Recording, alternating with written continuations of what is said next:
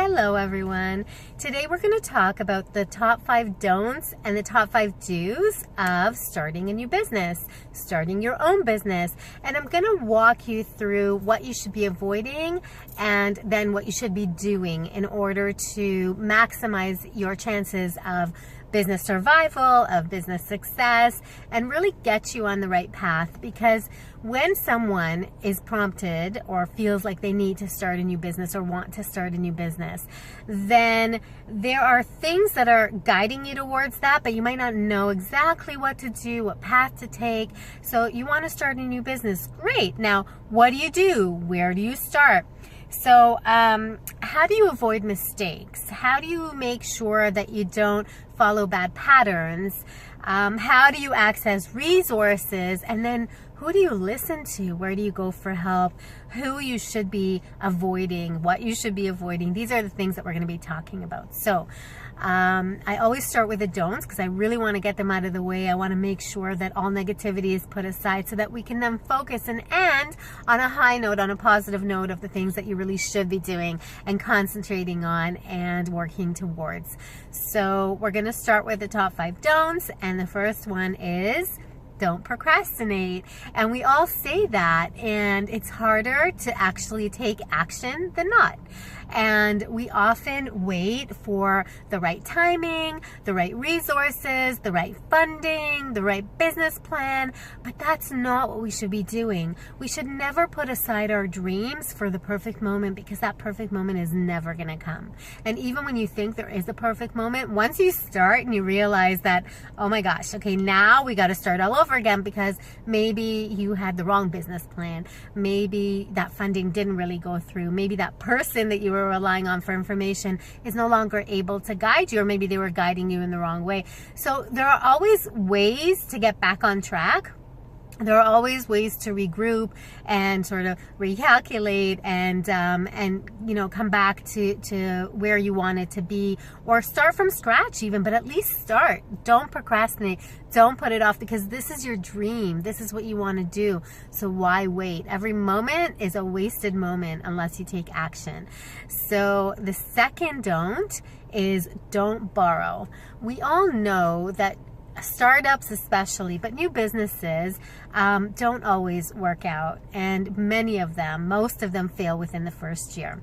If you have to borrow money to start your business, then we suggest not to do it, because you're not guaranteed to be successful in your business.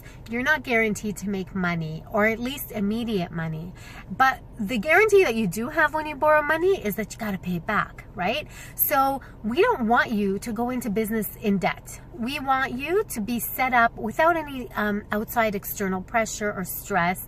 We want to make sure that you are set up in a way that you can kind of float, or at least keep yourself, you know, level once you're starting your business, because you're going to have enough to deal with than having to worry about repaying a loan, about having creditors come after you. What if it doesn't work? What if it fails? And then you're stuck, you know, back at square one. Some people take mortgages on their house. Some people go to loan sharks. Don't ever do that. So look at the type of business that you want. Make sure that you're able to do it with either maybe an investor even, but don't take a loan. So that's number 2. Number 3 is, if you are going to partner with people in any capacity, make sure that they are the right type of person that you can get along with, because you're going to be spending ample time with this person day in and day out. We're going to have to make joint decisions. Depending on the type of partnership you have, you may need to answer to them.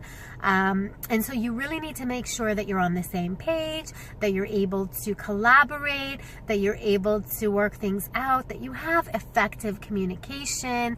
And that is key. If you're unable to communicate with them, then you're setting yourself up for failure with a partner. You need to make sure that you've tested the waters with them. So maybe create a little bit of, you know, drama or tension to see how they react, and kind of see where you can go from there. And then another one, point number 4, is don't be impulsive, and then also don't be intimidated. So make sure that whenever you have, that you're making decisions, make them from a sound mind, make them from a place of knowledge, of experience, of contentment. And if you don't have that knowledge and experience, then you need to get it. Because if you make a hasty decision, then you are likely to make mistakes, and we never want to do that. So make sure you're always methodical, make sure that you always look at all the options, and then you can make an educated decision. And there are so many people that can help you, mentor you, and guide you in whatever it is that you're going through. There are many resources that you can turn to. Some government agencies even have programs that are specifically designed to help new businesses get off the ground. So always make sure that you have somewhere to turn to, or at least do your own research, but at least do something. Don't just kind of, take action because you feel like it or because you feel pressured.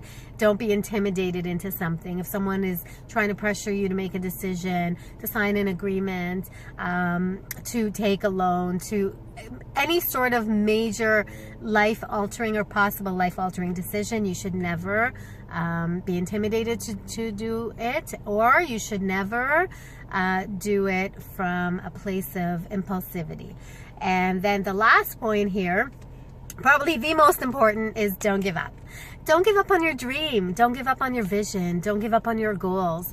And when you start your business and it doesn't go in the direction you want, if it starts to kind of show signs of failure, then just kind of rein it in and regroup. Your GPS always reroutes you, always redirects you, because nothing is perfect, and maybe we didn't see that collision ahead.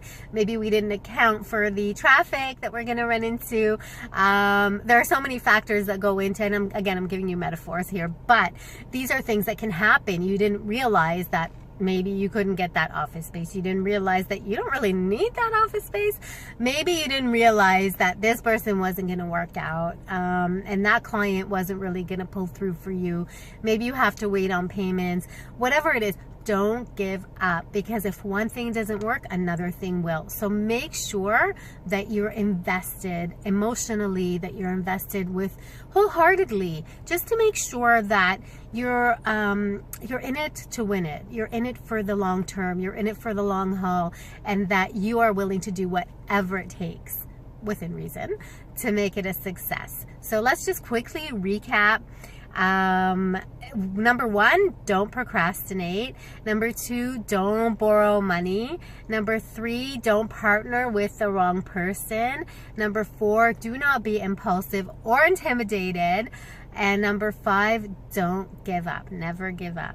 The one thing I did want to point out and just reiterate is that we should always plan ahead, but don't wait for perfect timing. Planning ahead means putting things in place and kind of, setting a foundation, maybe having a vision board, having a business plan.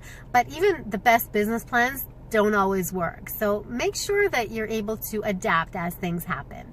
Okay, so those are the 5 don'ts. Now we're going to concentrate on the 5 do's.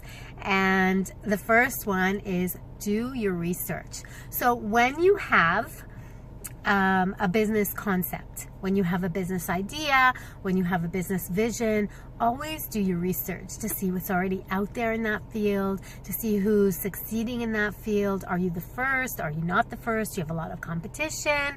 What's the market like? What are the statistics of the longevity of such businesses? Where do they thrive the most? In what areas?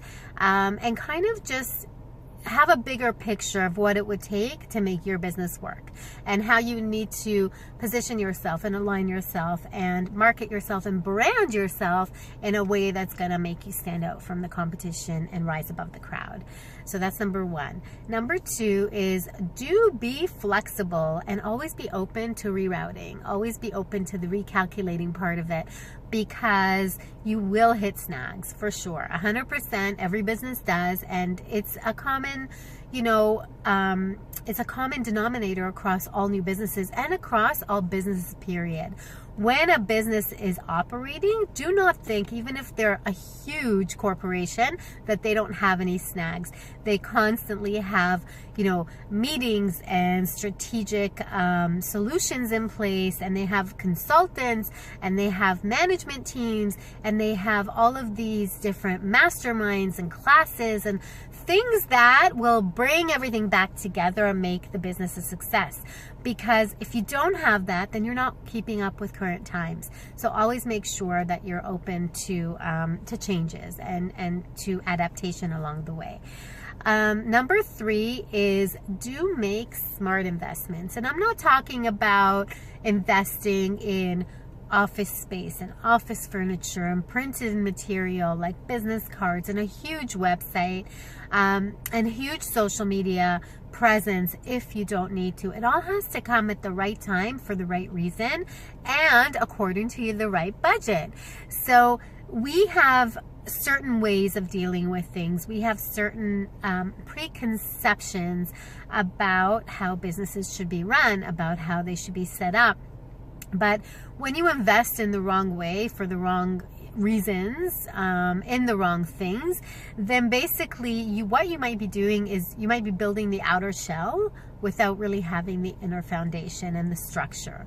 So it's just like, when you have, when you're building a building or a tower or a house and you're putting on the finishing touches, but you haven't yet delved and you haven't laid the foundation, you haven't put the infrastructure in place, and so the whole thing is just going to come crumbling down.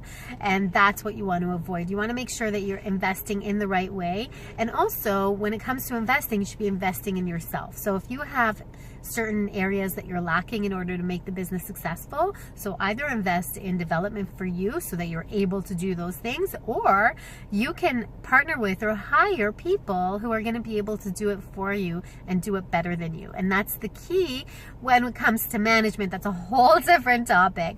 But when you want something done and you want it done right, it doesn't always mean that you have to do it yourself. It means that you need to find the proper way to get it done. So whether like I said, partnering up with someone who can do it or hiring the right person to do it. Sometimes you can access resources. So people who have just finished studying and they want to build their portfolio or their resume, and you can ask them to come in as a volunteer. You can have them come in part-time, very part-time, even if it's a couple of hours a day or something, just to kind of get it going.